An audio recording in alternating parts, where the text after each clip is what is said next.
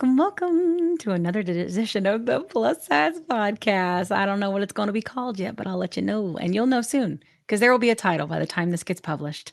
How are you guys doing? Welcome. Can you believe we're in season Welcome 2? I can't even believe it. No. Season 2.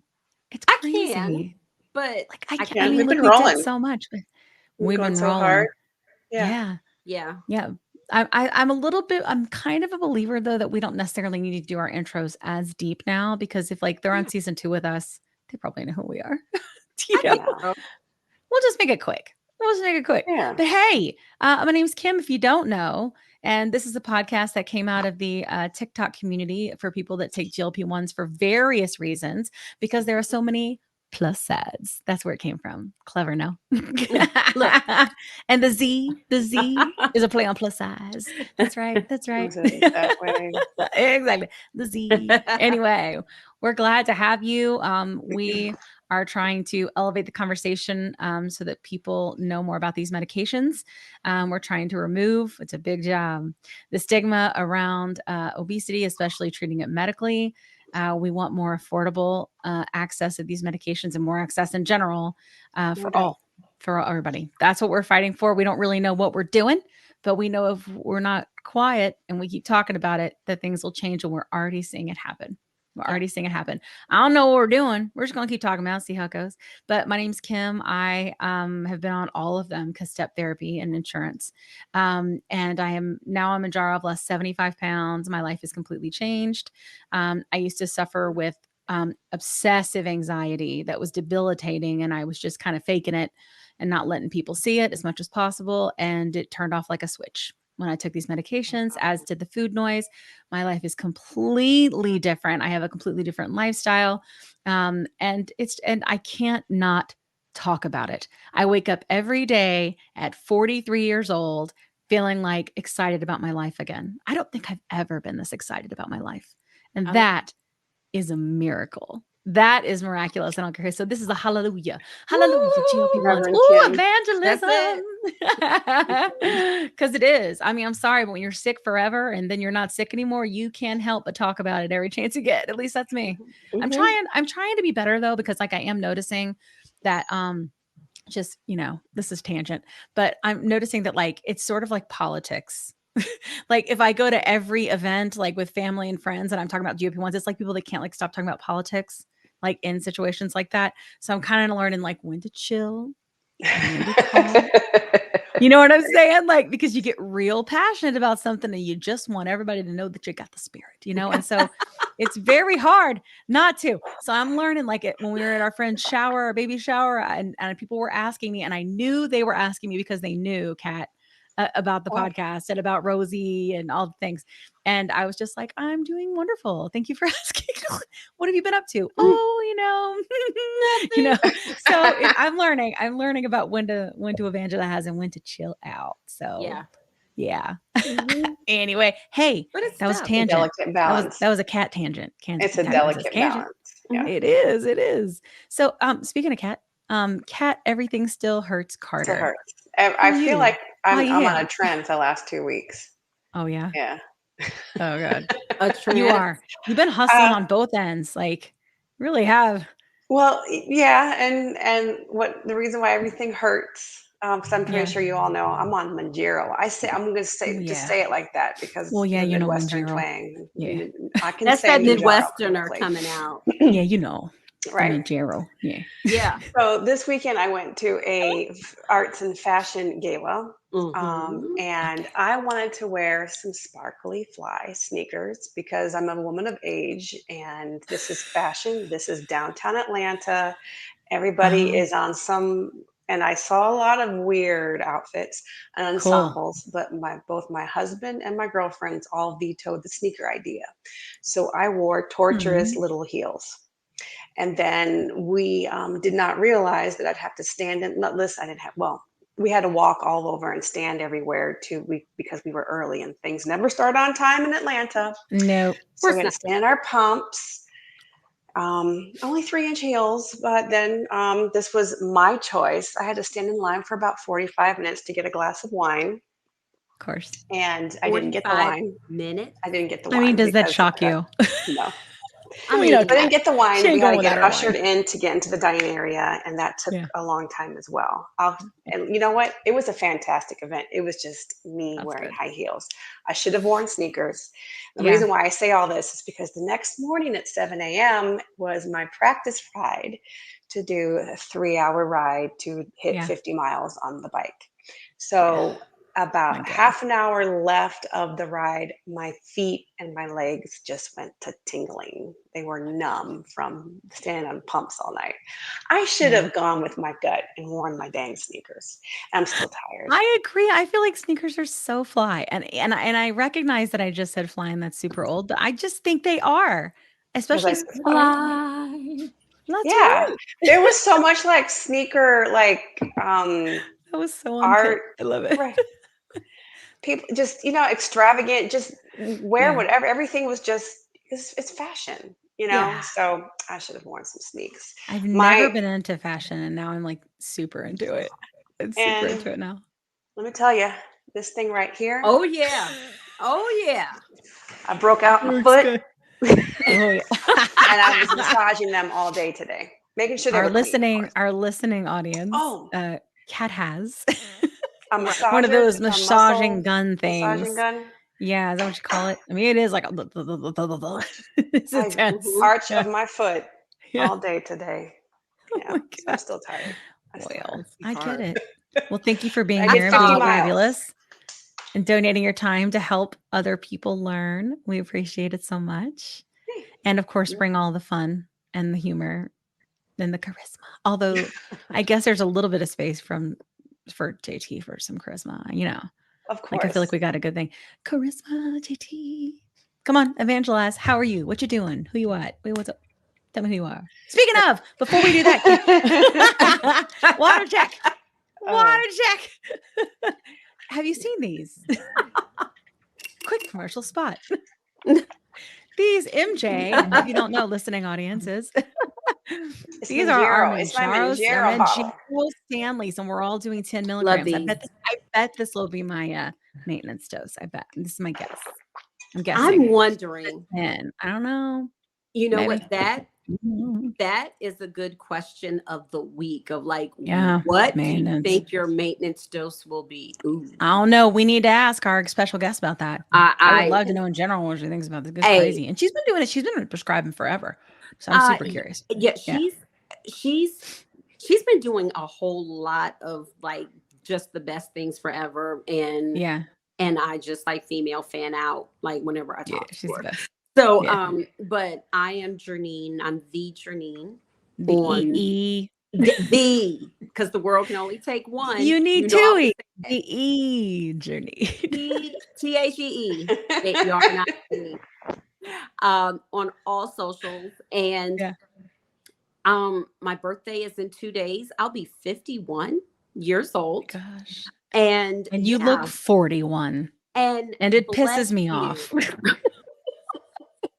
Sorry. I love you, but sometimes I just get jealous of how pretty you are.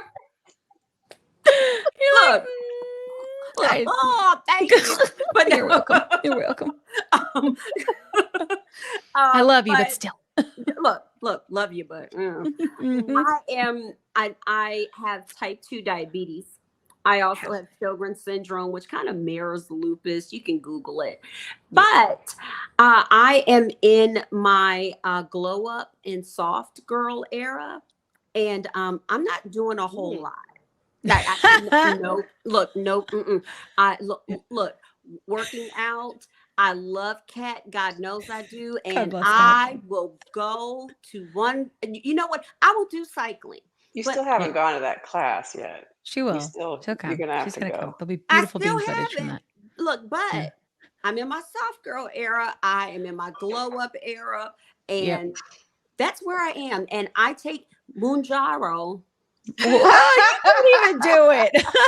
I like it. Mounjaro. Mounjaro. So we're pissing Eli Lilly off all the way around here. I take it too. And it's changed my life. And I look at my life from last year, this time to now. I just feel like I already have the best gift. People are like, well, what do you want for your birthday? I'm like, love, my birthday and Christmas have already came. So Yeah, right. you don't even have to worry about it because I have a new lease on life. So, Yeah, there we go. totally. So true. I do. Great. Well, we're so happy to have you. I'm happy For to be again, here and for chat with those you of us all. who don't know, oh, before I'm water very check, I happy to forgot to be mention, here. if you're interested in these little water bottles, there is a coupon code with podcast 10, and it's in the All of our link description. trees. It's in all the things in our link trees and TikTok. It is. And I will post it in the show notes of this episode. Podcast 10 gets you $10 off, and a portion of the sale goes to help the podcast, which is Yeah. good. Mhm. Yay! Because believe it or not, paid marketing, it costs. And this helps because we're trying to get as loud as possible. As possible. So anything you can do to help us do that is very much appreciated. Anyway, so we're going to talk about all the things today, and we're super glad that you're here. And I don't know what I'm going to title it yet again, but we'll figure it out. Let's just see how the magic works out, you know?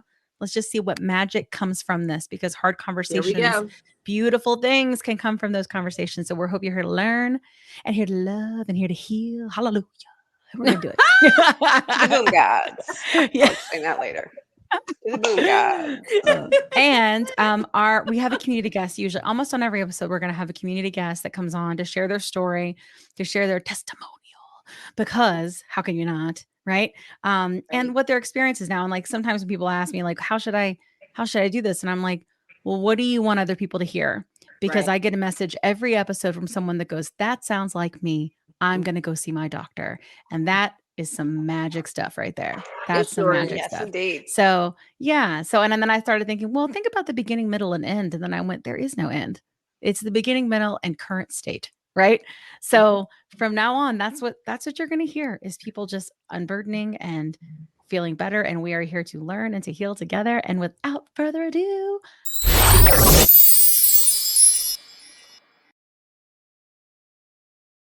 Ta-da-ta-da. oh, hey, Ashley. Hi. False fittings. I have a normie. I felt You're a normie. I felt Oh. I know. I felt so out of the loop because I just have a normie. But it's probably just because I'm not on the name brands, right? Oh, please, no, that doesn't matter. Madness. Doesn't matter. How are you guys? Good. We're We so are glad to have you fine. here. How are you you? feeling? I know it's like kind of crazy, Really? but Surprisingly, really good. good. It's been a crazy past couple of months, but it couldn't be better, honestly. Yeah. It's hard for me, I think, sometimes to emotionally wrap my head around where I Sure. currently am, because I was not where I currently am for so long. So the act of getting back to my normal has been really transformative. Yeah. For sure. I can imagine. Yeah, it's interesting because people have different experiences. Like, for example, and we'll talk more about it, but like Kat and I, we've always dealt with like weight and things like that. So I don't really have a back to normal. So I don't know where we're going. Mhm. I don't know where we're headed. I don't know. But then we have Uncharted people like you and territory. JT, right, who Mhm. didn't have issues until later in life for various reasons, which you'll share with us. And then it's like, what is it like to be back to normal? So I would love if you could tell us a little bit about that and expand on that for us. Of course. And if you see me moving around, it's because I have Mounjaro butt. And You're good. I'm I love uncomfortable. it. You said Mounjaro. I did. It's the Just- Mounjaro. I'm working on it though. I'm doing clenches, not during this episode, but I got a pillow. I got a pillow like Journey. You So if you see me all- wiggling, idea. that's what it is. You all feel my pain now. Remember, I do I literally said this feel your 3 pain. months ago. I said that I had it 3 months ago, and everybody Yeah. laughed at me. It's here. It's okay. Guess who I'm doesn't? doing the work. Guess who's not in pain? No, you got your booty. My feet are in pain. But All that- right. I just have to, me personally, I'm worried about like my back. It's so interesting. So Really? I threw out my back a couple years ago working out when I was at closer to my heaviest. And as I've continued to lose weight, my back pain has actually gotten worse. And it's surprising. And I think it's mostly because I have not lost anything from this quadrant. Whereas the rest of my body can't support it, right? And now lately, the last 10 pounds, I have noticed a difference. So my back isn't hurting as bad, but it's it's weird how things can, even when you're doing better, things can get so much worse. Yeah, totally. It's so true. Yeah. Like the butt. Exactly. Like the butt. Yeah, I can completely relate with the back thing. That will change your life. That's for sure. I gained a solid 30 pounds when I hurt my back. It is awful. I hope you're feeling better. I am. I hope you're. Yeah. I'm working on Yes. my core more. I'm working on Yeah, my core. It So is. I so think It that'll cute. is. help. Yeah, and butt clenches. This will do. I've done Anyway, that doing hey, deadlifts. Yeah. We'll just clench the whole episode. we like Ashley. We Discord with Ashley. So we're just kind of hanging. But Ashley, one of our things here is that we really want you to tell your story unfiltered and uncut, because we feel like the media really does take these stories and chop them down, and I think remove a lot of the magic and the specialness about these life-changing medications. And Right. so we're not going to interrupt you, and we're just going to let you say what you need to say. So the floor is yours. The space is yours. Please take it. Awesome. Well, hi, I'm Ashley, aka Boston's. I am 32 years old, and I was diagnosed with PCOS back in 2017. A little bit about my entire life. I was an athlete. I played competitive basketball for over a decade.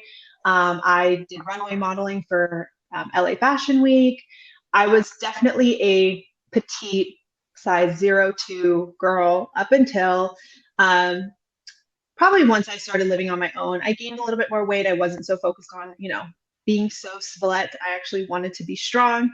But then in 2016, I decided to get off of birth control because me and my husband were getting married in 2016. I was like, this seems like such a preparatory step to getting married. Yeah. Let's get off birth control. Let's get your body normal again. Well, my body did not get normal. It decided that it was going to gain over 60 pounds in less than 9 months leading up to my wedding.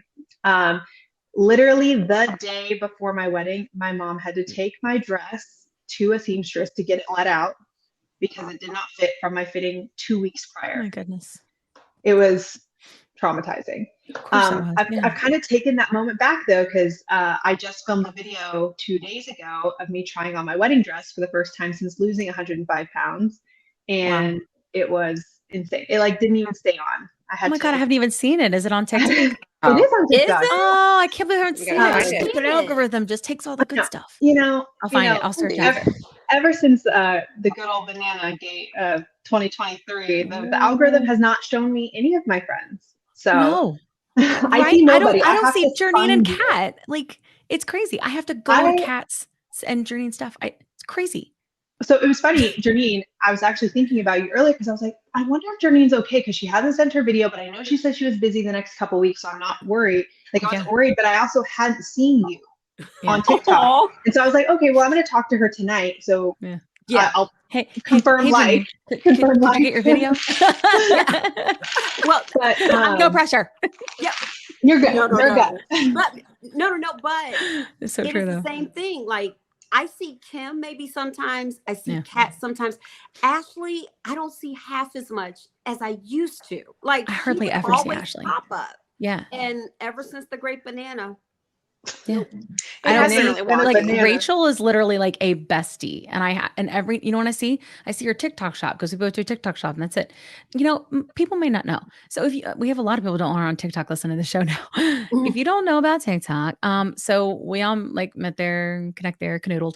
And we call it the banana because if you say ban on TikTok, I don't know. It's like a catchword. I'm sure they know that banana is one now too. But we call it banana, and they made some significant changes. This is what they say to the community guidelines, and a whole bunch of creators got banana, aka banned, on one night in July, over the holiday weekend. It was holiday and night, there was no rhyme or reason why it happened. They were just completely banned. They could not.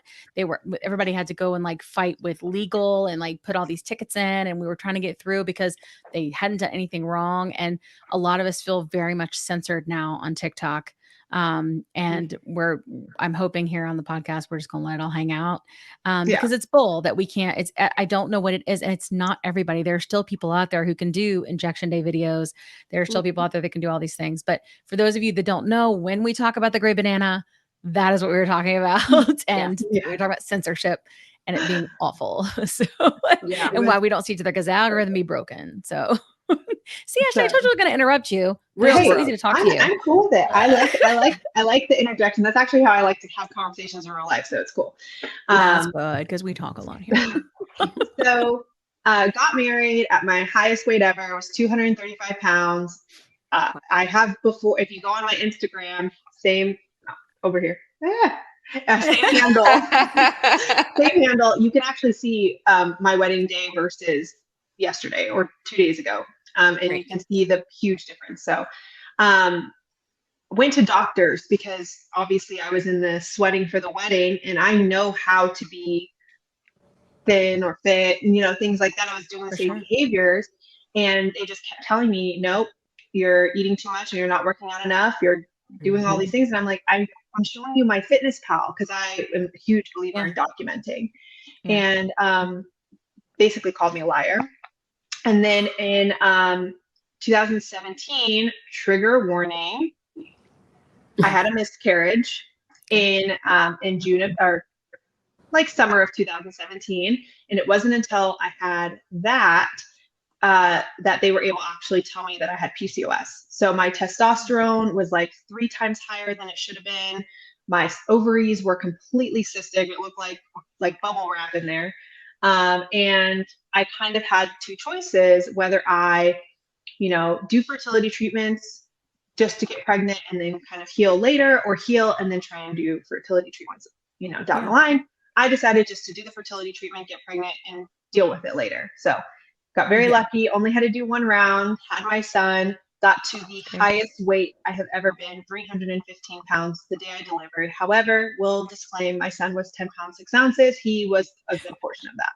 For sure. And all the stuff that surrounded him. So at least 50 to 20 pounds. That was all that baby. Yeah, exactly. And I was very lucky, didn't have, gestational diabetes like they told me I would, didn't have high blood pressure like they told me I would. I was very healthy because I'm not an unhealthy person. And I think that that's the biggest misconception with being obese or overweight is that they think that you're unhealthy. My blood sugar, my blood pressure, my charting, except for my hormones, everything was, of a healthy person. So after I had my son, I saw that Weight Watchers had a breastfeeding program. So I decided to do the Weight Watchers breastfeeding program. It was promoted in a couple of my mom groups. Fix your face, Kim. Yes, they do. They've been had They that. do. And so I was able to get Fix down. your face. Hey, I have feelings about Weight Watchers, don't worry. But I did it and I got down to like my pre-baby, which was 235, 240 before. And then pandemic happened. My pharmacy was out of my birth control for a week. And in that week that I didn't have my birth control, I gained 14 pounds. That's crazy. It's always the opposite way, right? And You've always been like you usually gain weight. I know. Wow, and it just kept compounding. And I have tried to get off birth control before. And every single time I try, I will gain 5 to 10 pounds in just a very short period of time. And so I got up to 283 pounds, had my rock bottom moment at SeaWorld, in which I was almost not able to get on a ride. And I was like, I got to fix this. So I went to a clinic and, obviously was hustled fentanyl as a weight loss clinic does. Knowing now, hindsight's always 20/20, right? You know more now, especially since getting on GLP-1, that was probably the worst thing for my PCOS that I could have done. And that clinic told me about GLP-1 medication. They gave me a pamphlet. Didn't really know much about it. Went on Reddit, saw some information. Went on TikTok. There was maybe 3 or 4 creators at that point talking about GLP-1 medications. I really didn't have like a baseline. So I decided, let's do it. What do I have to lose at this point? I had actually scheduled a consultation in November for a gastric surgeon to get gastric sleeve or gastric bypass. And I was like, if I don't see movement between now and November taking this, then I will just proceed with gastric bypass or gastric sleeve. And here we are. I'm 105 pounds down a year and 14 months later. And I have been off birth control now for 3 weeks and have not gained 1 pound. Awesome. Oh my gosh. And I I feel great. Like, I didn't realize, I guess, how much mentally birth control was bogging me down. Like, it was slowing me down. And now that I'm off it, I feel like I'm back in pace. I have definitely more cognition, more energy, everything like that. But I attribute a lot of that to GLP-1 medication. Sure. You know, it treated my PCOS. My testosterone is non-existent, mostly because birth control. GLP-1 probably didn't help it, right? But I'm interested to see what my blood work looks like in about 3 months to see how my testosterone has balanced out. But, you know, as someone who has diabetes that does run in their family, being overweight was just never a healthy option, especially with PCOS. And you know, truly being, my rock bottom was, if I'm not living for my son, who is living for him? Like, I am his mom. I need to be here long term for him. I need to be the one, you know, to care. And if I'm not caring for me, how can I care for him? Totally. And so that's, you know, I feel like the rock bottom revelation was really what jump-started it. I actually joined a gym and started doing small group personal training 3 months before getting on GLP-1 medication to start kind of having a routine, just to show the big difference of before GLP-1 and after GLP-1. I joined that gym in May. I started GLP-1 in August. From May 1st to August 1st, I had lost 6 pounds. And that's basically me, the 1,200 calories a day, the gym, you know, once if not twice, 6 pounds. Now on GLP-1, 6 pounds is like a month doing the exact same thing, but having the freedom to eat intuitively and not feeling like I have to restrict myself from things I enjoy for the sake of calories in, calories out. Because it never was about calories in, calories out. It was always about how my body was processing the calories coming in and distributing on their way out. Yeah. That's awesome. God, I can't even imagine what that must be like to lose 100 pounds. Like, I know I've lost 75 and that seems like a lot. But I have lost that before. So like anything more than that, well, I think, I don't know. It's like hard to even conceive of. I don't know. Like, what is that like for you? Like, I mean, I can't even, like, what is the mental piece of that? I'm dying to know, like going, how am I back in this body? You know, cause like, just like Kat and I talked about, right? Like, we don't have a before state of being thin, you know, like we have a thinner us, you know, but not like, you know, a thin person. I get, you know what I'm saying? Like, we're just not like, we're bigger people, you know? What's that like mentally? It's, you know, honestly, it's really hard. It's been kind of a hurdle after hurdle of just going to the store, trying on clothes, not having a mental breakdown in the dressing room like how I used to, picking up a smaller size, understanding that when I order something online, I no longer have to order a double XL or an XL. You know, it's kind of, as I approach every single stage of getting to this point, it's been just one emotional, like, comeuppance, I would say, then and going on to another. You know, I'm a huge advocate for going to therapy. I have not. Insurance issues, you know, which is, you know, a whole other part of this conversation, right? But I would advocate for it, because while I consider myself maybe a little bit more mentally and emotionally tough, it's not necessarily for everyone, right? Yeah, for sure. Yeah, I mean, honestly, last night, me and my husband, we went to University of Florida. We went to go see Steve-O from Jackass, and I got dressed and took some pictures, and I was like, this, I could just grab anything out of my closet. And know that it would look good. Know that it would look good. Know that it would not having to change outfits 12 times because, oh, this one makes me look fat. This one makes me not feel good about myself. This one, I can't get this one buttoned today. Girl. Look, you know, girl. Girl. It's just, you know, and the biggest, I think, emotional moment that I've had in the past couple weeks is I went to Lululemon And Oh I my always gosh. felt I did not deserve to Mhm. shop there because I was big. Why would somebody who weighs what I weigh feel like they should be able to shop at a place where the girls weigh what they weigh? You know what I mean? And I Yeah, was for like, sure.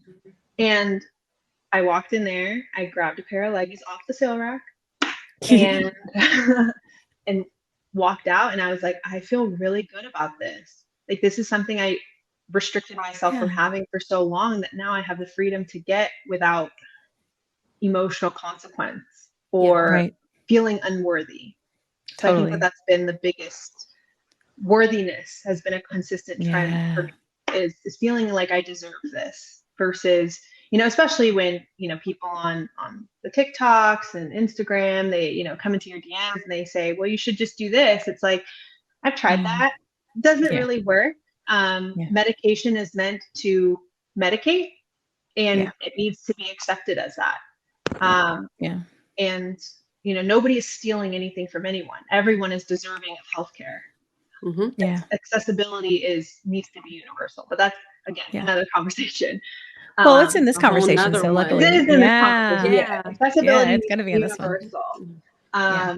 And so yeah, that's my story, and it's been a ride. I mean, I started Yeah. posting on TikTok just because there was nobody else talking about it, especially from a PCOS perspective. Yeah. And it really just started as me talking to myself, documenting how I was feeling, just so that way I knew I could go back. Even if nobody watched it, I knew I could go back and say, Yeah. okay, you have a year's worth of video content that you showed what you were doing, and then people resonated with that. Yeah. Totally. I think what I heard too is when you were talking about like Yeah. almost not feeling worthy and restricting yourself from the type of store that you would go in. And I thought to myself, like, diet culture tells us not to just restrict with our food, right? It's we have to restrict with all these other things. We are not worthy or we are not capable of being able to handle these other things, and I feel like that just sort of like digs into your psyche, and it is, I don't know about you, but for me this past year, it's been really, really hard to pry that out. It's been really hard. At the Has same it time been though, Kim, tough? I feel like at the same time I'd always been very proud to wear because yes, and it's very exciting that I can wear my cycle bar clothes. Like when I walk in the boutique to the right, I can Yeah. fit those clothes now. That's However, nice. I loved my Torrid activewear. I loved my Lane Bryant Did you? activewear. Like it was, and never, I would always say, well, you're lost because I spent a lot Yeah. of money on activewear. So Mhm. middle finger Yeah. to you, deuces. Yeah. I still Because have of the a massive assumption, right? That you're right, not active if you are right, large. But they put exactly. you But kind I of just feel like you in a don't, box though. yeah, don't, Yeah, they do. and You know? yeah, like I don't know. It's very interesting to hear everybody like everyone's perspective. So Yeah. I do understand that, but don't ever feel like you're not worthy to work out, or Yeah, That totally. look, yeah. that part And because Ashley and for the both of us, struggled with late in life or Mhm. a later stage maybe Yeah. with obesity and other comorbidities. But I don't know, and even for everyone, but especially you, Ashley, do you feel like when you look at pictures from like your previous self, that's the way that I like to say it, like my previous self, it's almost like I feel like that wasn't even me. oh, you were And Yeah. beautiful in your wedding picture. I just was being nosy as yeah, for your but Instagram. You were gorgeous Yeah. before and after. Just let you know. Oh, thank you. yes, look, Um, face card, honey. It's that face card. you know, it's Sorry, tough questions. I do look at pictures specifically like when I was modeling, and I just look at myself and I'm like, well, one, I look at myself too as being this way was so toxic. Yeah. And the things that I did were definitely not like healthy, sustainable, like the things that I've learned to do. Yeah. But I don't recognize her anymore. Really? I was overweight for I think Yeah. a little bit too long, like in my How long mind. how long was too long? Like, actually, how many years do you think? It was 7 years total. until, 7 years total. Okay. 6, like 6. I think around year Yes. 5 is when you start to basically only see yourself as how you are. Yep. Yeah. Yep. And so only see yourself as how you are.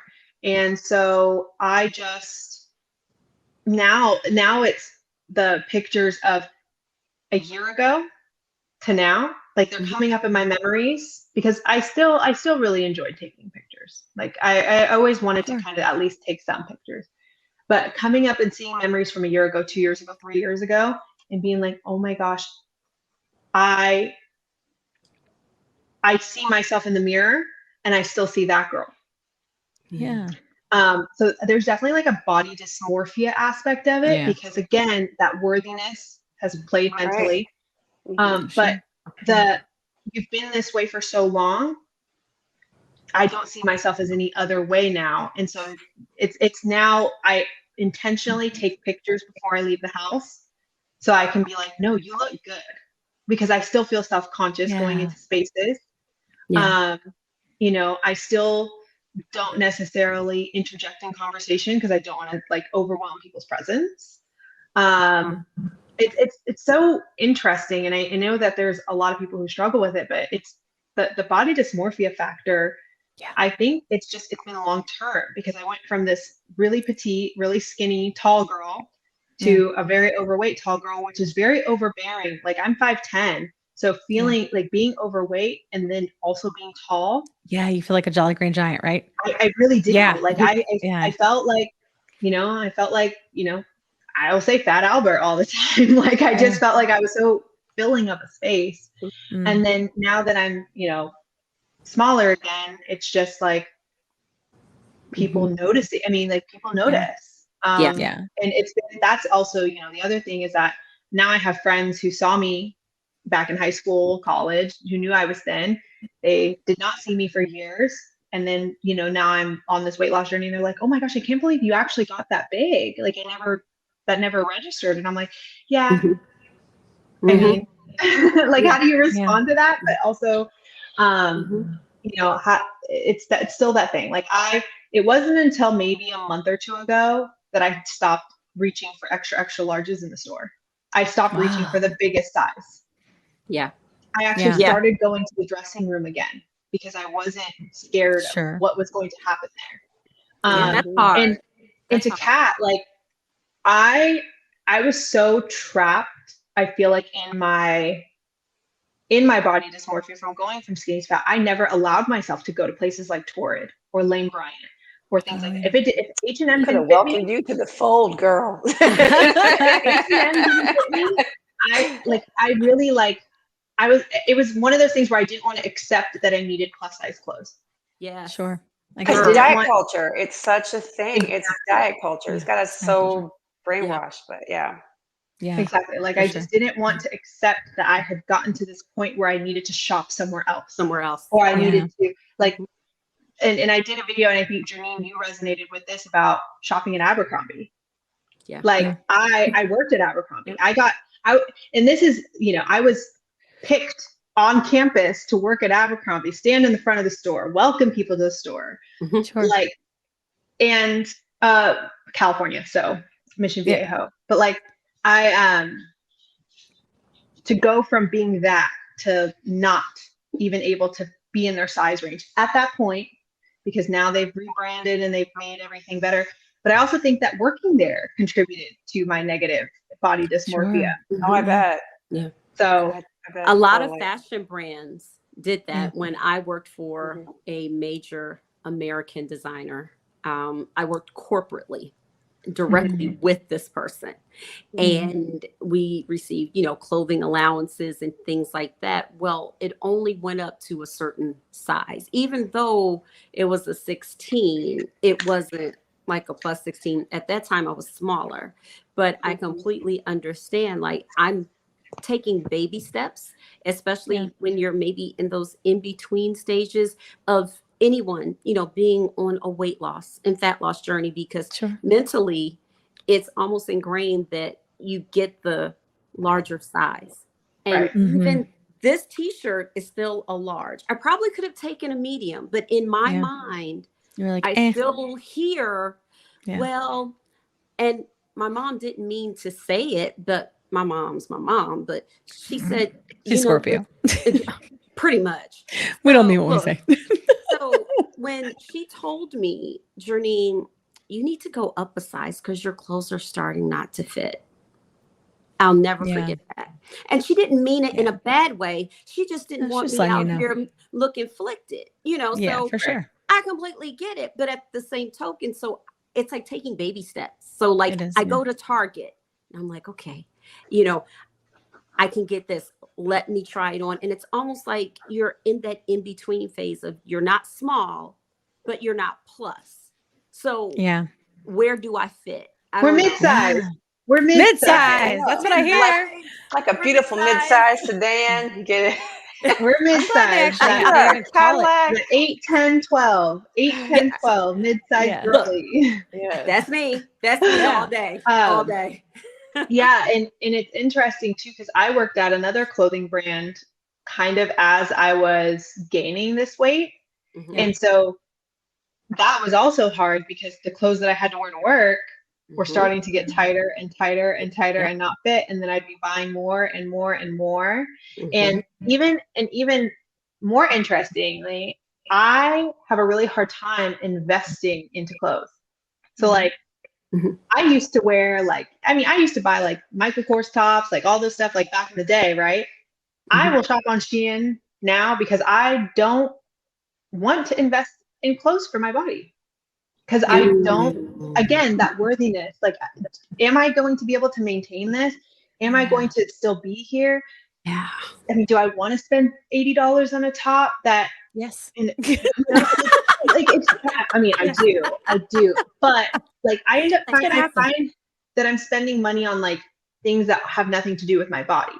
Like shoes, because my foot size has never changed. Shoes always fit. Yeah. Perfume. Jewelry, like things like that. But like when it comes to my clothes, I still feel like, okay, why am I going to spend $80 on this when who knows what tomorrow holds? Like I still am having a hard time believing that I'm going to stay and maintain and be this for a long time. And I think that that's going to be like, it would probably take me another year maybe to come around to this fact. I mean, I'm still an Old Navy girly. I don't mind I love shopping at Old Navy, but I still have not been able to bring myself to go upstairs at Nordstrom and look at the clothes. Yeah. So I get that. Wow. That's so interesting. And are you now in maintenance mode? Is that where you kind of are? No, I'm still technically trying to lose another 14 pounds, but my persistence or my, desire is not as high as it was 20 pounds ago. I'm kind of in this, like, I'm really happy with where I am. If I lose 15 more, great. If I don't, I'm still okay with that. I think maybe losing 5 more would be ideal for me. Well, probably closer to like 8 to get to just 170 and be done. But again, like the journey to get there, I'm not in like a weight loss mode. Like I'm not, the past month, I would say I have not been hitting my protein goal every day. I have not been drinking a lot of water. I have. I know I've been falling short too. I totally get it. I have, prioritized other things, going to the gym. I started my own business, so that's been like a whole other thing. But I have just, again, it's allowed me the freedom to be able to step away from the healthy things, the things that I know I should be doing to lose weight, and being okay with just being how I am. But I probably will enter maintenance by Christmas. Yeah. I want to get through the holiday season and then go into maintenance. I get that. It's like, that's the diet culture. I know I'll gain 5 to 10 pounds, like during the holiday, you're like, I know, maybe take your foot off the gas for a little while, right? We're in Q4. Really, Kat? I think turkey, all we got's gas. More turkey, all the drinking, and here comes January. I think that honestly, I get it. I prepared myself every year to gain like 10 or 15 pounds during November and December. Yeah. I get it. Me too. And always. So I don't even I mean, know. I gave up. I quit doing New Year's resolutions, and I like you struggled with. I had 2 miscarriages, so again, trigger warning for too late. I had 2 miscarriages, and the doctor's like, we don't really know. We don't really know. Seems okay. I think you're fine. And then eventually, like on a crazy thing, because my cycle got off, ended up pregnant with my son. Never able to get pregnant again. Every time I talked to the doc, I had all the PCOS symptoms. Every time I talk to them, like, well, it's because of your weight. You store You whore out quick. you It's okay. whore. Okay. You're a weight You whore. store estrogen in your fat. They So always because said of that to that, me. like you just need to lose Wow. weight and everything will work out. Nobody ever did any test to look. And I had cyst on my ovaries because when they were doing the ultrasound when I was, like the pre ones, they would see them and they could see them on there, but nobody was like, oh, there's a whole bunch of them or anything like that. But Yeah. I do have them. And I also have pain like 3 weeks out of a month, horrible pain. And I thought it was normal. And when I asked my doctor about it, that was the reason that he gave me, because he's a doctor. I was like, oh, well, I guess I shouldn't question it. Oh, I guess it's fine, and what would have happened if I had? And I'm trying to, through this, let other people hear that, like we should be, as much as our doctors know, they don't know everything and they don't know our body better than we do, Right. and I think a certain amount of advocacy is really important. And I'm hoping that that comes across to people, because I feel like my life would look very different now. And I probably would have had another child if I had pushed more. And I didn't. They just blew me off because I was fat. Well, you That don't just, know what you don't know. Like you don't know yeah, what you don't know. And if they're not yeah, going to be honest with you, then it's yeah, hard for you to even advocate for yourself. Like yeah, honestly, I should have known that I needed to be careful. Probably when I got my period late. I was like 13, 14 when I had my first yeah, cycle. I would get maybe 1 to 2 periods a year. yeah. Wow. That's And crazy. sometimes Yeah, for like a month at a time. And yeah, going to an OB when you're a teenager, yeah. you don't think anything of it. No, You really totally. are just like, oh, it's whatever. Everybody kind of goes through this. Yeah, And hindsight is that, yeah, it should have been documented pretty yeah, early on that I was having very irregular cycles, very painful cycles, like buckled yeah, over. Even into adulthood, like I think maybe too, like I've gotten used to the pain, so yeah. I don't probably complain It's about weird, it right? as much. Yeah, for But sure. I'm sure that if I were to put my pain into somebody else's body, they'd be like, "This is your baseline." Yeah, yeah, right. Yeah, Yeah. I totally relate. Yeah. And Is it even like, do you feel like it's better, like in terms of the symptoms, PCOS, since you've been on semaglutide? 100%. So I Yeah, hadn't had a period in a year and a half yeah, from before I started semaglutide. And then in December, I got my first period, and I've had a period every single month on the pill pack because I'm on birth control. I was on birth control still. mhm, When those sugar pills came, I was on my cycle, and that yeah, had never happened. I mean, since I got on birth control, what, 15 years ago, right. never had happened. And so, yeah, I mean, I noticed a huge difference, and it's crazy. I really wish that I mean, obviously we know now that PCOS really doesn't get any type of funding. Nobody wants to admit that Yeah, PCOS is an issue. right. But more and more and more women are getting diagnosed with PCOS because I think there's more advocacy and education, and definitely Yeah. doing the work on TikTok.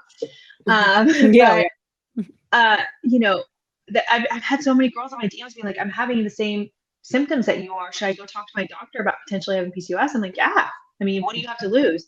Have them take a do blood work, see where your testosterone is at, have them do an totally. ultrasound, advocate for Yeah, yourself on these things that I wish I would have that I know totally. now. And honestly, I'm kind of in the same boat with you, Kim, whereas like, had I known earlier, would I have had more children? Probably. But Right, now I'm right. like kind of traumatized of Yeah, the I'm whole totally traumatized. the Yeah. whole child process. Like, And like everybody's always miscarriages like, are brutal. They're thank you. brutal. Like, I Yeah, went in for a normal appointment. Well, I knew that I was having a miscarriage, but I went in for a yeah, checkup to see if like everything had kind of gone. And they were like, nope, yeah. you can't leave. We're booking you for emergency surgery Oh because my I was gosh. starting to get an infection. So Yeah, again, people are always telling me like, oh, you should always have another. You should give him a sibling. I'm like, but the trauma the of potentially trauma. having another miscarriage, but So bad. also taking fertility medication, tracking your ovulation, doing all of these things that you need to do to get pregnant, like, because it wouldn't just happen, right? No, it does not just happen. Yeah. It's just not, it's not something I am interested in putting myself through just for what, the satisfaction of my child having a sibling. Like, look at it this way. hasn't You'll be able to help him go to college without loans, maybe, because you only got one. Hey, actually, his You college, can go on vacations. his college is paid for by the U.S. government. Oh yeah, because my husband was in the military. Oh, nice. And honestly, we travel the world. I mean, because we can do so. We go to Disney once a month, and I tell him all the time, I'm like, if you had a sibling, you know, we would have to take a break. We'd have to take a break from Disney if we go. If you had a sibling, we wouldn't be able to go to the Dominican. Only child here, yay! Yeah. I get it though. Like, I have that thing too. Like, and people who say that to me don't know what I've been through either. Like, same with like how you are. You know, it's like, and I don't think we talk about the miscarriage thing enough because it's so traumatic. You know, and we want to just kind of move on, I think, and get through it. But, you know, it's, and they're like, oh, people say, oh, like 50% of pregnancies, you know, they end in miscarriage. And we like know those stats and stuff. But it's like, this was like, mine was very different. Like, especially my second one, it was very rare. Like I went, you know, I went like you to go get my checkup. And I had miscarried weeks ago. And I had been asking the doctor, I had been asking the doctor, I really think I need an ultrasound. Something is up. I know. And they're like, no, you're just traumatized from the first time. No, I wasn't. And they didn't listen to me. You know your body. You know your body. Yeah. And I ended up getting a fetal Doppler that I would do every night to make sure that like little Logan was okay. Terrifying. Yeah, it's horrible. I mean, I literally hoarded myself in the house. I didn't want to leave. I just sat on the couch. I was like, basically put myself on voluntary bed rest because I was like, I don't want anything bad to happen because I truly don't think I could go through it again. No, I have said that many, many times is I can't do it again. And then when my husband and I were going to see, because we went every 2 weeks, once I was pregnant with my son, we would go every 2 weeks and we were walking out the door and I knew this was the one. I knew this was as far as I'd ever gotten. And it was for our 9-week. And we were going, 10-week. And we were going. And I looked at him when I was going, I went, this is it for me. I can't do it again. And he goes, okay. If it doesn't work out, okay.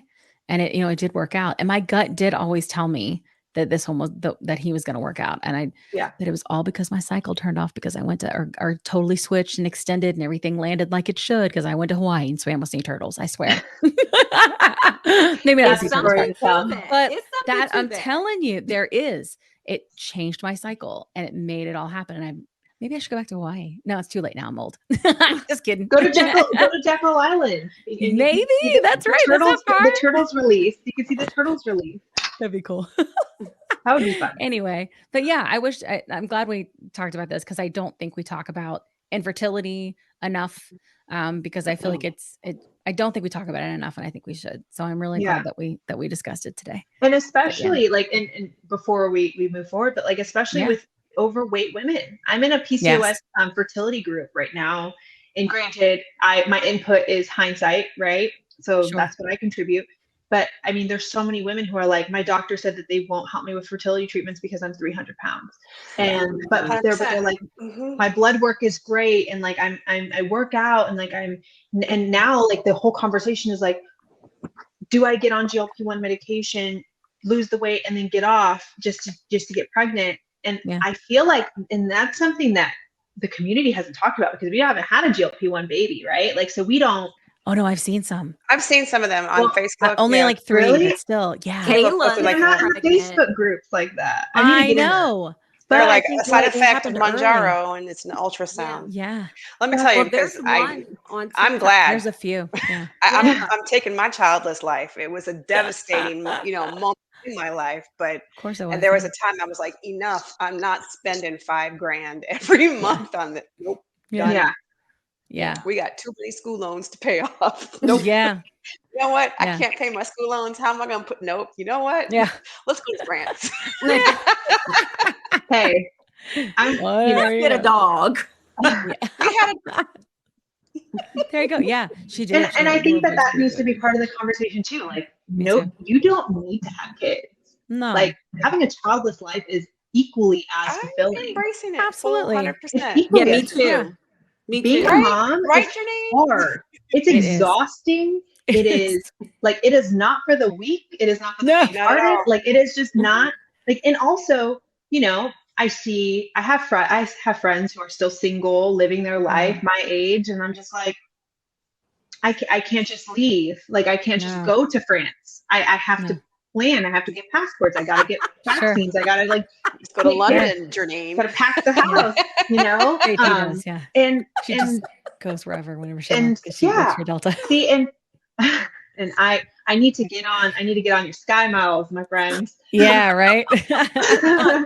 Like, hey, and you're right, because there are even some of my coworkers who now tell the younger flight attendants, hey, enjoy, go travel the world, when you can just like say on a Thursday night, oh, I think I want to catch the 9 o'clock to London, and you're gone. And and that's why we're laughing, because literally I think like it was like, oh yeah, I'm going to London, and then I'm going to catch the train over to Paris, and it's just like normal to me, you know. And but yeah, that's awesome. It Like, is awesome, but it was like the charmed life she must lead, you know. And like Kat, she went to Nice, and like here I am in Atlanta, like I'm in the burbs in Atlanta, and they're just like off living this like She's in the amazing life. south of France. But like our lives are equally amazing in different ways. But you don't have to have a child if you don't want to, you know, for whatever reason. You don't want to, can't, whatever it is. Like I have many friends that struggle with infertility, and they didn't have kids, you know, and they're plenty happy with their lives. They have rich, full lives. I don't like as women that we're told that we have to have that. I knew I wanted to have kids, but and like I do wish I had had one more, because it's harder when they get older, because every day it's like I feel a little bit less like a mom. Like I know I am. I'm just trying to transitioning into a new one, you know. But it has been interesting on this journey, and I don't know if you felt this way, Ashley, but like I used to just like be like live for my kid. Like every morning I would wake up and be like, what do I have to look forward to today? And it was always him was the answer. And so I got out of bed, you know? And now I get up and I think about myself, not just him. And that has been really cool, because like as much as I love him and adore him, and there's nothing I love more than being a mother, I really do love it. You know, at the same time, it will eventually come to a halt. He just isn't going to need me as much. And he's not going to want me as much either, because he's going to have a life and adventures. And I want that for him. And I think that I deserve a full life too. And I think I deserve a rich life too. So it's been interesting to get there mentally, because I never could before, you know, and the medicine really does. It's crazy. Like just the whole journey and the unwinding of all the mental stuff, you know? And the anxiety. Like I used to have just crazy anxiety over everything, especially when it came to him. I would, you know, I had the kidnapping fear. I had the this fear. I had the this fear. Again, like I'm like you. Like I would wake up in the morning only focused on him. Yeah. Because he needed me. And that, I mean, it definitely probably has affected, you know, my marriage. You probably ask my husband and he'd probably be like, yeah, you know, I was on the wayside, because I think that because I couldn't channel enough positive energy into myself, because I really didn't love myself. I shoveled all my love into him. Yeah, totally. That's so true. It's easier to push it into them. Than just tell it yourself. Wow. And I feel like now that I'm finding my way and loving myself, I've become such a better mom, because we have adventures. We have, you know, we're doing things that I just felt restricted from before. Totally. We're enjoying memories a lot more. I have more energy to do all the things that I want to do with him, but also he is seeing me pursue things that make me happy. Totally. You know, it's a great lesson. I took a huge leap of starting my own business. Like I never thought that would be in the cards for me, right? But GLP-1 gave me that. And I think it's just giving me freedom, not just like freedom from food, but freedom of like holding myself back, because that worthiness, I felt like I didn't deserve it. No shrinking. Yeah. No shrinking. Exactly. That's what Kat always says. No more shrinking. You know what? Kat says that. Kim talks about this, and Kim really kind of opened my eyes to this. And maybe this is, eventually a segue to our doctor. But you all Yeah. talk about, and I think I experienced it too a little Yeah. bit, anxiety. And I think we Sure. see that a lot, especially with the quote So unquote much. newbies, and Mm. it can just be from anything, but because this is, we're cracking the code to obesity and other comorbidities, we'll just keep it in that space. Sure. But why do you think many of us deal with so much anxiety? Yeah. Especially if you're dealing with, obesity or other comorbidities related to obesity, metabolic disorders. And I've always asked myself that, but of course I've never had the answer but I'm like, Yeah. I wonder why it's so much anxiety of, Yeah. well, I'm afraid to start it. Well, I don't know. And it's just like fear. And Yes. it's like now, since we're like dealing with different traumas and Totally. talking it out, and GLP-1s have helped, and you're not completely on the other side, but you can look back and see from whence you've come. Yeah. And you see people like that, and it's like, what can we say to Mm-hmm. lessen the anxiety or like the obsessiveness of, Right. i.e. weighing myself every day, and if I gain a pound, oh my gosh. And it's like, Yeah. do you realize how what that sounds like? And it's not, and it's not a slight, but it's just something that my Virgo mind thinks, and I'm just like, Yeah. and I wonder just what the correlation could possibly be. Well, remember I think Dr. it's a really good said, segue. Yeah, it's a great segue. Yeah. Because depression and anxiety are always, if I'm not an expert on this, but You're not. my psychiatrist. I thought you were everything hurts, Kat. You're not an expert. That's hurt. Depression and anxiety kind of live along the same street sometimes. Yeah. And so Yeah. when Dr. I mean, said, yeah. a lot of the, what is it? The side of the depression is like a lot of the roots, or that lives along the same And trauma. street that obesity is. Yeah. So, totally. Yeah, I totally agree. And I think I wonder why. That's so smart.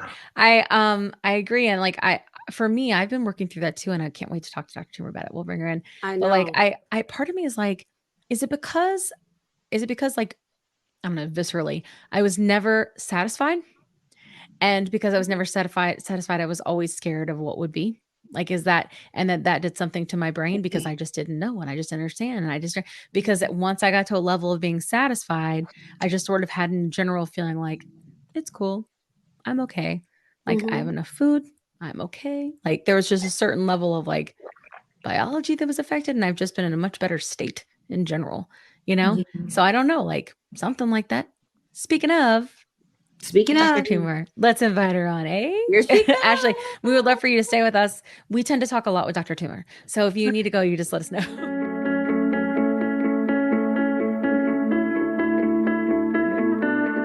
Hey, Dr. Toomer, how you doing? Hello. Hi. Can you hear me well enough? Yes. Okay. Welcome back to the Plus Sides podcast. We're so glad to have you. I start singing George Clinton and singing, "Let's get satisfied." Always pop culture reference from Kat. I just love George Clinton. Anyway. Funkadelic. JT always would pick it right up. But hello, we're so glad to have you. I feel like we're probably just going to flow in this conversation because that's how you roll. But I would love for people that don't know you, and if you guys haven't seen episode 8 with Dr. Toomer, it's called Foodie or Food Noise. Please check it out. But I'm so glad to have you back. But people that don't know you, can you please tell them who you are and how you help people? Well, I am Dr. Catherine Toomer, and I'm a family medicine and community health physician. And I actually have founded a couple of different things that are around weight, but now weight health is the core of what I do. And what I do is I just use a biopsychosocial approach to finding out why people gain weight. It's not about weight loss. It's actually because there's always an underlying reason. And weight is simply a symptom of something else. And so what I do is I look for that something else and go after it. And because of that, I have never worked with anyone who hasn't lost weight, because there's always a reason, always a reason. Yeah. Like always a root cause. There's always a root cause. Weight in and of itself is nothing. Yeah. It's a number on a scale. Totally. Right. Yeah. What we're looking for is, why has your body become so efficient at making fat out of what you eat? Mm. Yeah. Ooh. You know, this is Ooh, genetic. that's Some a of short it's right genetic. there. You're predisposed, but you're predisposed genetically, but you're in an environment. There's something that triggered that genetic code. And so it's our job to find out what that trigger was and then reverse it. I love it. And it's hormonal. 9 times out of 10, it's hormonal. Sometimes it's behavioral. Sometimes a kind of combination of the two. You know, hormones affect our behavior, and then our behavior affects our hormones. So it's like a vicious cycle, and you just got to find the right spot to hit that cycle to break it. And so I kind of call it like the golden combination. And it's like this combination that everyone has, and everyone is different, where they just hit that spot. And suddenly it's like your body just clicks and say, okay, I give up. I'm not going to fight you anymore. Yeah. And that, yeah, totally. Yeah. I feel like about every 20 pounds, my body's like, it resets. It does reset. Yeah. They're just like, I can see no. that. And but eventually it releases. It's so crazy. Now I know if people haven't seen episode 8, by the way, go watch it. But Dr. Toomer, you are also a community member, you know? So maybe you could tell us a little bit about your GLP-1 journey. Well, my GLP-1 journey actually started over 20 years ago. I wasn't on a GLP-1, but it kind of led to where I am now. And I'm from a family, we have a very, very strong connection to diabetes. And so so it didn't take much for my body to get pushed into diabetes. And so stress, med school, residency, 2 babies in 3 years, marriage, and, turned around and I was, over 200 pounds. I'm 5 feet tall and was athletic. So I never really paid much attention to food, didn't pay much attention to anything, because I ate whatever I wanted and I kept doing that. But my body responded to stress very adversely. And so I was just getting pushed farther and farther and farther into diabetes, and I ended up on insulin. Insulin in and of itself is toxic. So when you take insulin, it really starts a vicious cycle. It makes your weight go up, your weight goes up, makes your diabetes worse, and it just starts this really nasty cycle. And that's where I was. And so when I had my last daughter, a month after she was born, I went into congestive heart failure, which was misdiagnosed because my symptoms were blamed on my obesity. I knew something was wrong. I was tired. I was more short of breath than I should have been. I was swollen. My ankles were like 3 times their normal size. And actually went to an intensivist, because I'm like, okay, if anyone's going to find something, it's going to be someone whose job it is to really go in and find detailed things within the body. What is that, Dr. Toomer? I'm sorry. What is it? Intensivist? An intensivist. So it's like you have your general physicians, like I'm family medicine, so I'm a primary care physician, and then you have people who are intensivists who really go in, who find the more serious of whatever diseases are present. So they often work in hospitals. They're often out of hospitals. And since I was, in the hospital working in that particular hospital, I knew all the physicians there. I just picked the one that I felt would be the most likely to be able to find what was going on. And he basically said, he just had a baby, you're 200 plus pounds and you're 5 feet. What do you expect? Of course you're tired. Yeah. And 2 weeks later, I was rushed to the hospital with an ejection fraction of 15%. So basically what that means is when my heart would fill up with blood, only 15% of that blood would then go out for the rest of my body. My gosh. Yeah. Most women who have the degree of heart failure that I had don't survive it. It's a very high mortality rate. And I knew this. I was scared out of my mind. And then of those who survive, usually half of those need a heart transplant. Wow. And then of those who don't need heart transplant, half of those go on and get better. And then others stay on medication for the rest of their lives. And I fall into that group, that category. So I take a lot of medication to keep my heart working like it's supposed to. Oh my But goodness. at the time I was told I had a 50% chance of living 5 years. That was 22 years ago. I just had my 58th birthday. So, Yay. I, That's awesome. which there was a long time I did not expect that. I didn't. Um, and so so essentially what happened, I knew I needed help losing weight. I asked for help. I asked my doctors. Everyone kept saying, you're too high risk. We're not going to touch you. And so my husband, who's also a physician, he and I just basically were like, let's just go back to the basics. We know the biochemistry, we know the microbiology, let's just go back to the basics and just figure it out on our own.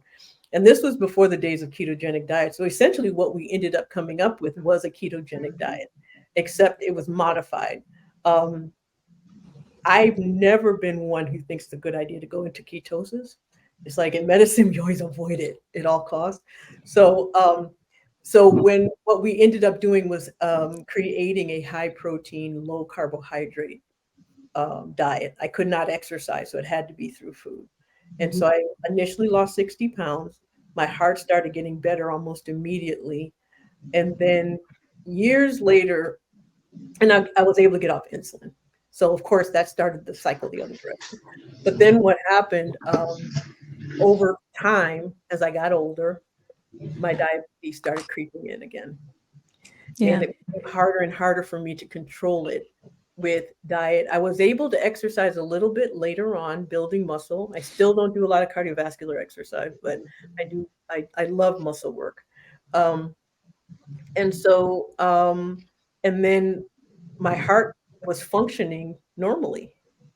And then I was hiking in the North Carolina hills and I got a call from my cardiologist and he said, sit down. And I'm like, what? He goes, I just got your echocardiogram results back. And my heart function had halved, was half of what it was. And I didn't feel it, still don't feel it. In fact, I'm traveling right now to see my cardiologist because he's in another city from where I am. And so that's why I'm doing this from a hotel room. So, but yeah, so and so he was like, we've got to do something to stop your heart from deteriorating anymore because otherwise you're going to need a transplant. And so so he put me on a GLP-1 because we always knew that blood sugar is very toxic. Blood sugar that triggers insulin production in the body is even more toxic. So the best way to protect your organs in a diabetic is to make sure your blood sugars are really well controlled. And even when they're controlled, there's still a lot of underlying pathology that goes on. It's like our body just decides, you know what, I'm going to fight you now. So pretty much. Yeah. And so, so I was put on the GLP-1. I was put on Victoza way back, the old one. Yeah. What year was that? This was in 2012. Yeah, right when it came out then, yeah. Yeah, 12, 13. And it came out a little bit before that, but and then my weight dropped a little. And I was fine with that. I was like, okay. I've always felt my strongest when my BMI is around 28, 29. And so that's where I like to sit. Yeah. And then, but then my weight dropped. Then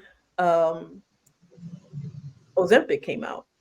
And the only reason I switched to Ozempic was because the drug rep came by and gave me samples. I'm like, yeah, let me see what this is, So I tried it. And then, but the thing that happened though, my weight dropped so rapidly that all my doctors, including myself, my husband, all of us thought something was wrong. I had a full cancer workup. Yeah. I lost I've heard that about so many diabetics. I lost 45 pounds in under 3 months. Oh my gosh. Was madness. And I'm serious, like I couldn't, I was like, what the heck's happening? I couldn't eat enough to keep my weight up. I Yeah. was eating everything I could get my hands on. Well, I was forcing myself to eat, really. I was worried Yeah. about muscle wasting. But I knew but I knew the only reason my weight was dropping was because something was being treated. So I didn't want to stop it Yeah. because I was like, whatever it is that made my weight drop is now being controlled by this medication. Yep. And so I stayed on it. I hated the weight loss though. And I know that, sounds a bit blasphemous, but for me, I just feel stronger when I have more weight on me. And Yeah. just how I've always felt. I was always athletic and very muscular, so I was always a little bit larger anyway. Um, and then when Mounjaro came out, same thing. Rep came around, had some samples. I tried. I Yeah. was like, what? The There we thing go. that I found with Mounjaro though is my mood. When I first started on my weight loss journey, I realized that my depression was keeping me from being able to do anything. My motivation was like in the toilet. Yeah. Mm. And so the first thing I did was treat my depression. Mm. But I found that there's times when, depression, like with most things, it kind of goes up and down and up and down and up and down. Yeah. And so when I started Mounjaro, that all stopped. I had no fluctuation in my moods at Yeah. all. I mean, it was like everyone's like, "What are you on?" Because it was like I went from wanting to isolate myself from certain times of the year to, not wanting to be around people. And, some of that's I'm a Virgo too. Yeah, I know I'm a loner, but at the same time, that. And so my children would, they would know that I wouldn't get out of bed. There were just days Yeah. I just wouldn't get out of bed. I was lucky if I showered. I think I did. In fact, I posted on TikTok. Because one of the things I started on TikTok and was really putting out videos, and then all Yeah. of a sudden it stopped. Mm-hmm. And basically, what I do when I start feeling myself sinking, I pull myself out of social media, Yeah. and so that's what I did. But I found that as my Mounjaro dose went up, that stopped. It just stopped. Yeah. And so I will stay on it. My coupon has run out. My Yeah. insurance pays for some of it. I am fortunate that I can afford to pay for it. It pisses me off every Yeah. single day because I know, I mean, there's just no way that people who need this can afford what it Yeah. costs. Yeah. There's just no way. Yeah. Just I totally agree. it's almost like we've created this. COVID really showed the cracks. Yeah, it did. But Yes. the GLP-1s have made that crack a lot wider. It's so Yeah. obvious. The haves and the have-nots, and it's almost as if we already have a culture in the United States where thinness has currency, and now we're telling people, well, you're newly rich, I'm old rich. Sure. And then you have the other saying, well, I'm not giving it. I don't want you to have it Yeah. because, then my wealth doesn't mean anything anymore. Yeah. It's so interesting that you say that because like the number one question I've been getting lately is how does everybody afford this? How is Yeah. everybody paying for this? Yeah. Yeah. Mm-hmm. And I'm just like, and I don't know there's no good answer, right? There isn't. So one of the things that helps is compound pharmacies, the good ones. Yep. If you have a good one. If you don't have a good one, they're dangerous. Yeah. They're dangerous or ineffective. Hopefully Yeah. they're just ineffective. Yeah. And then, but of course, then that just feeds right into that whole feeling of failure that Yeah. we've all Mm-hmm. felt, that feeling of Yeah. shame that we've all internalized, that Look what I've feeling. done to myself now. I feel like Exactly. that is such a common thing I hear. And that's exactly how I felt when the food noise went away and I thought I had a stroke. Yep. Because it went away. It was so drastic. It was like I could hear a pin drop. It was that quiet. And I literally was like, what have I done to myself now? And it In takes a little desperation to while. lose weight. It takes a little while before it becomes your new normal. And Yeah. so, and even Definitely. then, there's still that nagging voice in your head. This isn't real. This isn't real. It's all going to go away one Just a day. little smidge. Yep. You know, Totally. and especially when you've got these militants out there, we don't want you to have it. You're taking it away from diabetics. You're taking it away from and I'm like, I am a diabetic. So now what? Yeah. My thing I is this. know. Look, I have look, I been know me too. prescribing these medications for years. Yeah. Nobody gave a damn. Nobody When cared. diabetics were losing weight on it, that's how we knew it caused weight loss. Yeah. I remember starting using Victoza and thinking, whoa, what the heck? And then, of course, then Saxenda came out. How do you think they knew that? Because and like losing weight. I got put on metformin for my PCOS. Nobody had a comment then. Nobody said anything about metformin then, except for the fact that I was extremely ill all the time. Yeah. And metformin because is one of those, there's a trick to it, but what does metformin do? It really has the GI side effects of metformin are horrible. Yes. There's a trick to it. You have to take it on a full stomach. And split the dose. No matter what your doctor puts you on, if you have any type of side effects, just take half in breakfast and half with dinner. See, and I was told to take it on an empty stomach. Yeah, that's because it gives diarrhea. So that's why I was dying. Wow. Part of me wants a little bit of that every now and then when I get backed up on a GLP-1 though. Full stomach all the time. If I forget and take it on an empty stomach, oh my gosh. Well, my side effect was throwing up. I could not keep anything down. I mean, again, trigger warning on the word, but like I had borderline bulimia because I could not keep anything down. And I started gaining weight. I gained like 30 pounds throwing up every day. The beautiful thing about metformin, though, it also drops androgen levels. So it drops your testosterone. So that's why people when you have someone with PCOS who get put on a GLP-1, it's really important not to take them off of metformin. And the problem is that a lot of doctors are like, well, if I have you on a GLP-1, you don't need your metformin anymore. But they're doing two different things. And so, and they were like, well, we don't want your blood sugars to drop too low. That doesn't happen. One of the reasons that we loved metformin when it first came out, I'm old enough to remember when it first came out. When it first came out was that it does not drop your blood sugars too low. GLP-1s do not drop your blood sugars too low. It's glucose dependent. So if your glucose isn't there, it stops working. Yeah. And again, the only reason it does work is if there's glucose dysregulation. So when people keep saying it's skinny people taking it to get skinnier, that's not even possible. Yeah. It's if they're doing that, it's a placebo effect, or they're only getting full quicker, because that's the only thing that it will do for anyone. But that's glucagon. Our body makes glucagon anyway. And we already know that's what it does. It slows your gut motility. Yeah. And so that might have people, but I mean, we're talking 3-4 pounds. We're not talking anything major.